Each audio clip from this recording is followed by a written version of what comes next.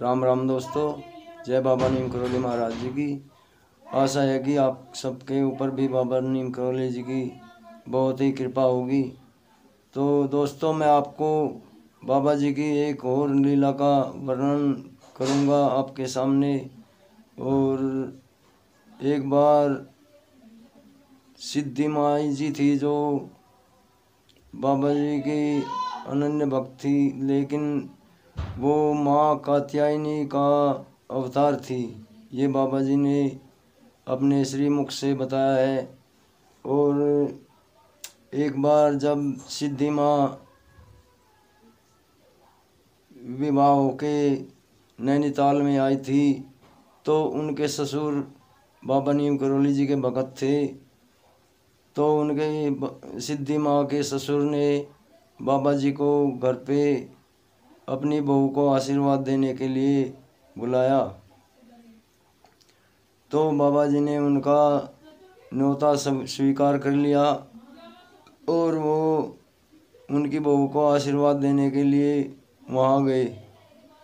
वहाँ जाने के बाद बाबा जी ने, वो तो पहली बार अपने ससुराल आई थी, नई नवेली दुल्हन को बाबा जी तो सब जानते थे, वो अंतर्यामी थे।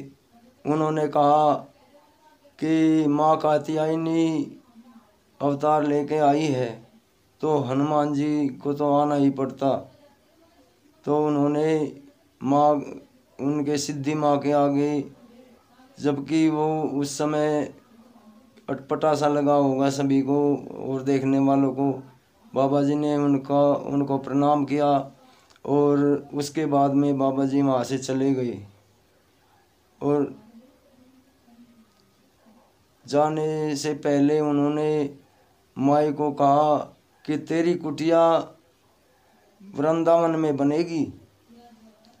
तो उस समय तो बाबा जी ने वृंदावन में भी आश्रम नहीं बनवाया था, सिर्फ भूमियाधार मंदिर ही बनवा चुके थे वे।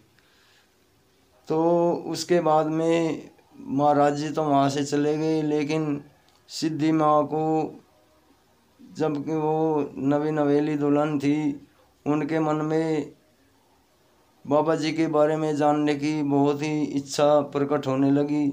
और उन्होंने बाबा जी के बारे में इधर उधर से बहुत कुछ सुना।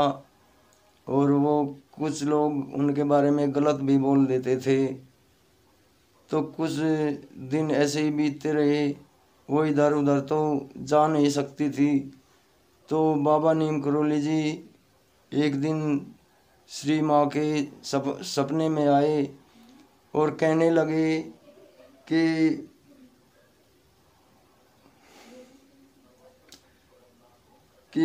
मैं वही हूँ जो गीता के 7वें अध्याय का 7वां श्लोक में लिखा है।